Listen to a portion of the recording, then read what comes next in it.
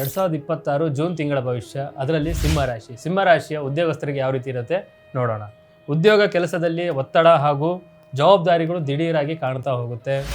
ಮತ್ತು ಸಹೋದ್ಯೋಗಿಗಳ ಜೊತೆಗೆ ಸಣ್ಣ ಪುಟ್ಟ ಭಿನ್ನಾಭಿಪ್ರಾಯಗಳು ಜಾಸ್ತಿ ಬರ್ತಾ ಹೋಗುತ್ತೆ. ಸ್ವಲ್ಪ ತಾಳ್ಮೆಯಿಂದ ಇದ್ದಷ್ಟು ನಿಮಗೆ ಭಾಳ ಒಳ್ಳೆಯದು. ವ್ಯಾಪಾರ ವ್ಯವಹಾರದಲ್ಲಿ ನೋಡ್ತಾ ಹೋದರೆ ಲಾಭದ ಪ್ರಮಾಣ ತುಂಬ ಸಾಧಾರಣವಾಗಿರುತ್ತೆ. ಮತ್ತು ಇದರ ಜೊತೆಗೆ ಹೂಡಿಕೆ ಮಾಡುವಾಗ ಭಾಳ ನೀವು ಎಚ್ಚರಿಕೆ ವಹಿಸಬೇಕಾಗುತ್ತೆ. ಅದರ ಬಗ್ಗೆ ತಿಳಿದವರ ಜೊತೆಗೆ ಹೂಡಿಕೆ ಮಾಡಿದಷ್ಟು ಮಾತ್ರ ನಿಮಗೆ ಲಾಭ ಬರುವಂಥ ಚಾನ್ಸ್ಗಳು ತುಂಬಾ ಇದೆ. ಇಂಪೋರ್ಟ್ ಎಕ್ಸ್ಪೋರ್ಟ್ ಏನು ವ್ಯವಹಾರ ಮಾಡ್ತಾ ಇರ್ತೀರಾ ಅದರಲ್ಲಿ ಉತ್ತಮ ಲಾಭ ಸಿಗುವಂಥ ಚಾನ್ಸ್ಗಳು ತುಂಬಾ ಇದೆ. ವ್ಯಾಪಾರ ವ್ಯವಸ್ಥರು ಮಾಡುವಂಥ ಜಾಗದಲ್ಲಿಲ್ಲ.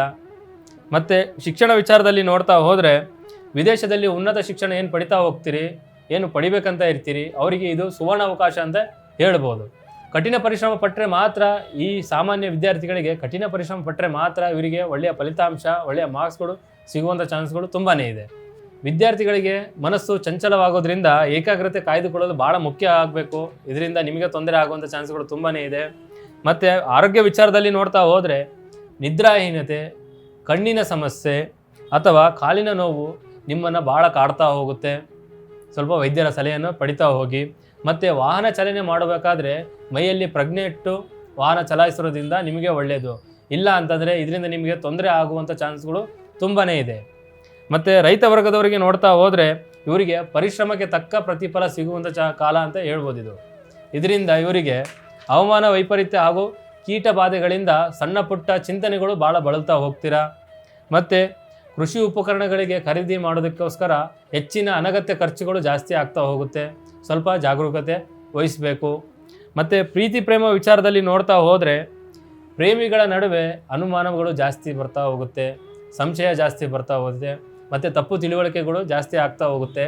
ಮಾತಿನ ಮುಖಾಂತರ ಇವೆಲ್ಲ ರೀತಿ ಸರಿಪಡಿಸಿದಷ್ಟು ನಿಮಗೆ ತುಂಬಾ ಅನುಕೂಲ ಆಗುವಂಥ ಚಾನ್ಸ್ಗಳು ತುಂಬಾ ಇದೆ. ಮತ್ತು ಮದುವೆ ವಿಚಾರದಲ್ಲಿ ನೋಡ್ತಾ ಹೋದರೆ ಮದುವೆ ಮಾತುಕತೆಗಳಲ್ಲಿ ತೊಂದರೆಗಳು, ತಾಪತ್ರೆಗಳು, ಅಡೆತಡೆಗಳು ಬರ್ತಾ ಹೋಗ್ಬೋದು.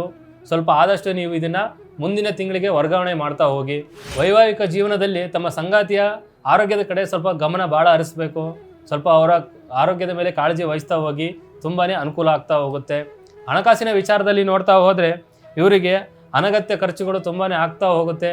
ಯಾವ ರೀತಿ ಅಂತಂದರೆ ಮದುವೆ ಆಗಿರ್ಬೋದು, ಧರ್ಮ ಕಾರ್ಯಗಳಾಗಿರ್ಬೋದು, ಪ್ರವಾಸಕ್ಕೆ ಹೋಗೋದಾಗಿರ್ಬೋದು, ಇದರಿಂದ ಸ್ವಲ್ಪ ಅನಗತ್ಯ ಖರ್ಚುಗಳು ಜಾಸ್ತಿ ಆಗ್ತಾ ಹೋಗುತ್ತೆ. ಕೈಯಲ್ಲಿ ಹಣ ಉಳಿಯೋದು ತುಂಬಾ ಕಠಿಣ ಈ ತಿಂಗಳಲ್ಲಿ ಇವರಿಗೆ. ಮತ್ತು ಇದ್ರ ಜೊತೆಗೆ ಯಾರಿಗಾದರೂ ಶ್ಯೂರಿಟಿ ಹಾಕಬೇಕಾದ್ರೆ, ಯಾರಿಗಾದ್ರೂ ಸಾಲ ಕೊಡಿಸ್ಬೇಕಾದ್ರೆ ಸ್ವಲ್ಪ ಜಾಗರೂಕತೆಯಿಂದ ಇರಿ. ಯಾರಿಗೂ ಕೂಡ ಶ್ಯೂರಿಟಿ ಹಾಕೋಕ್ಕೆ ಹೋಗಬೇಡಿ, ಯಾರಿಗೂ ಕೂಡ ಸಾಲವನ್ನು ತೆಗೆದುಕೊಡೋಕೆ ಹೋಗಬೇಡಿ. ಇದರಿಂದ ನಿಮಗೆ ತೊಂದರೆಗಳು ಜಾಸ್ತಿ ಆಗ್ತಾ ಹೋಗುತ್ತೆ. ಇನ್ನೂ ಹೆಚ್ಚಿನ ಮಾಹಿತಿ ಬೇಕಾದಲ್ಲಿ ನನ್ನ ಯೂಟ್ಯೂಬ್ ಚಾನಲಲ್ಲಿ ಈ ವಿಡಿಯೋವನ್ನು ಹಾಕಿದ್ದೀನಿ, ವೀಕ್ಷಣೆಯನ್ನು ಮಾಡ್ಬೋದು. ಇನ್ನೂ ನಿಮ್ಮಲ್ಲಿ ಜಾಸ್ತಿ ಸಮಸ್ಯೆಗಳು ಕಾಡ್ತಾ ಇದ್ದರೆ ಒಮ್ಮೆ ನಮ್ಮನ್ನು ಸಂಪರ್ಕಿಸಿ.